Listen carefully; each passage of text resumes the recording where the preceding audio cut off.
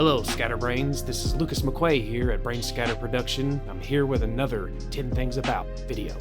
And today we're going to be looking at A Nightmare on Elm Street by Wes Craven. Freddy Krueger was inspired by many of Wes Craven's childhood terrors. Freddy was the name of the bully who beat Craven up in elementary school, and his signature hat was based on the one worn by a neighborhood drunk who scared Craven when he was a young child. Freddy Krueger's sweater is scientifically scary. Craven designed Freddy's striped sweater after reading in Scientific American that the human eye has difficulty recognizing those particular shades of red and green side by side. Therefore, looking at it is subliminally unsettling. Freddy Krueger's weapon of choice was inspired by his house pets in infomercials. Craven didn't want Freddy to wield a simple knife or machete like Michael Myers or Jason from Halloween and Friday the 13th. Drew inspiration from the claws of his own household cats in a series of late-night infomercials selling knives. Came the iconic Freddy Krueger glove. The boiler room was an actual boiler room in the basement of a jail. The scenes where Freddy attacks his victims in a boiler room were shot in an actual boiler room in the basement of the Lincoln Heights Jail in Los Angeles. Robert Englund based his performance of Freddy Krueger on a horror icon and a musical theater star. Englund was inspired by Klaus Kinski's performance in the 1979 remake of Nosferatu and the work of actor James Cagney. Wes Craven drew influences from Roman Polanski. He drew on Polanski's work The Tenet and Repulsion for their dream sequences in the film.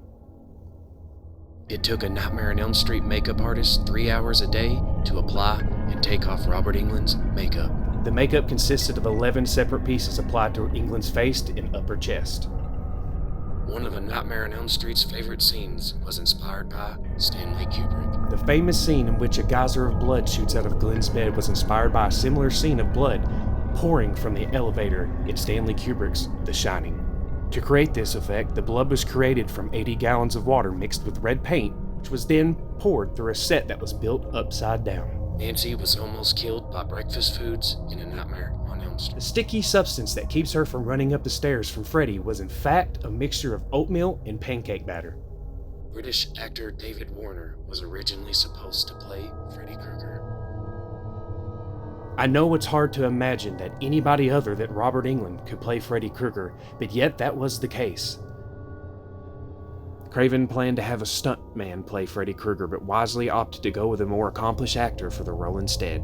His first choice was the brilliant British character actor David Warner.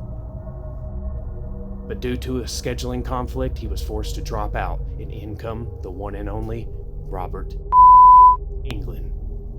And in my opinion, it worked out for the best, with not only Robert Englund being an amazing Freddy Krueger for the series, but also him being young gave a longevity for the future and just a spry of life and fun about him that just blended very well, helping Wes Craven make Freddy Krueger. Thank you all for watching. This is Lucas McQuay at Brain Scatter Production, and this has been another Brain Scatter 10 Things About video.